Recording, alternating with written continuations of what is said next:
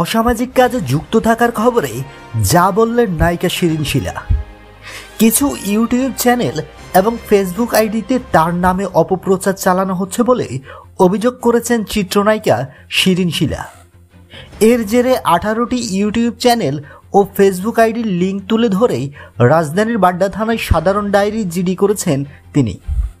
জিডির বিষয়টি নিশ্চিত করেছেন বাড্ডা থানার ভারপ্রাপ্ত কর্মকর্তা সাইফুল ইসলাম।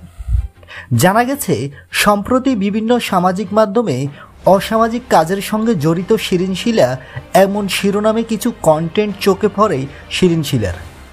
শুরুতে এসব কন্টেন্ট পাত্তা না দিলেও ক্রমেই তা অসহনীয় পর্যায়ে চলে যায়। এটাকে তার ক্যারিয়ার ধ্বংসের পায়তারা হিসেবেই উল্লেখ করেছেন শিরিন শিলা।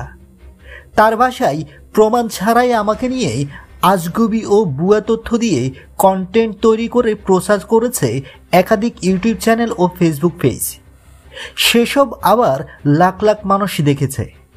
আমার সম্মান নষ্ট করে ভিউ বাণিজ্য করা হচ্ছে। আমি সামাজিকভাবে হেয় প্রতিপন্ন হচ্ছি।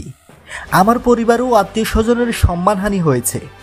এমন মিথ্যা খবরে একজন শিল্পীর জীবন বিপন্ন হতে পারে, ক্যারিয়ার ধ্বংস হতে পারে।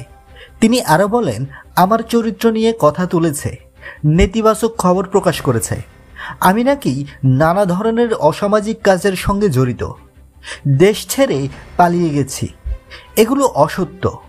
ভক্ত দর্শকদের কাছে আমার সম্পর্কে ভুল বার্তা যাচ্ছে। এসব কোনোভাবেই মেনে নিতে পারছি না।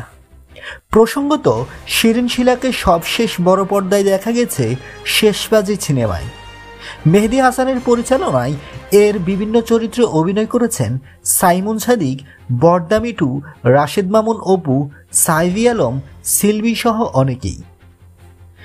বন্ধুরা, নিত্য নতুন এক্সক্লুসিভ খবরাখবর সবার আগে পেতে এসটি নিউজরুম চ্যানেলটি সাবস্ক্রাইব করে পাশে থাকা বেল আইকনটি অন করে দেওয়ার অনুরোধ রইল।